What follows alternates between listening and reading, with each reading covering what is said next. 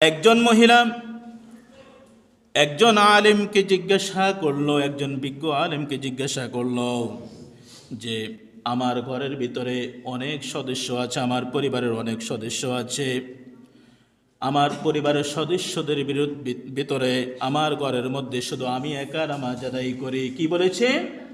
আমার ঘরের ভিতরে অনেক সদস্য আছে, তাদের মধ্যে আমি শুধু একা সালাত আদায় করি। ওই আলেমকে জিজ্ঞাসা করলো যে আমি তাদেরকে বলি তারা সালাত আদায় করে না, তারা কি করে না? সালাত আদায় করে না, তারা আমার সাথে নামাজের মধ্যে দাঁড়ায় না।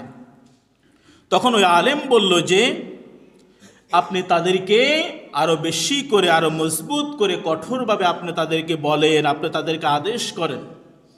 ওই মহিলা বলল, আমার সর্বোচ্চ চেষ্টা দিয়ে, আমি সর্বোচ্চ আমার বিবেক দিয়ে, বুদ্ধি দিয়ে, পরামর্শ দিয়ে আমি তাদেরকে বুঝিয়েছি, আমার বোঝানোতে কোনো লাভ হয় না।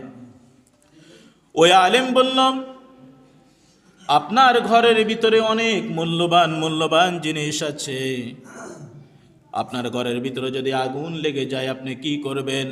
বলল যে ওই মূল্যবান জিনিসগুলোকে বাঁচানোর জন্য আমি আমার সর্বোচ্চটা দিয়ে চেষ্টা করে যাব ওই আগুনটাকে নেভানোর জন্য।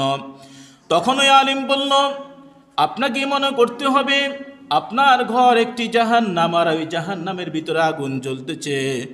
সুতরাং আপনার ঘরকে যদি আপনি জান্নাত বানাতে চান, আপনার ঘরকে আগুন থেকে বাঁচানোর জন্য আপনি যেভাবে সর্বোচ্চ চেষ্টা করবেন, ওইভাবে সর্বোচ্চটা দিয়ে সর্বোচ্চ চেষ্টা করে আপনার ঘরের অন্যান্য সদস্য যারা যারা যারা আছেন তাদেরকে আপনি নামাজের দিকে ধাবিত করেন। সুবহানাল্লাহ।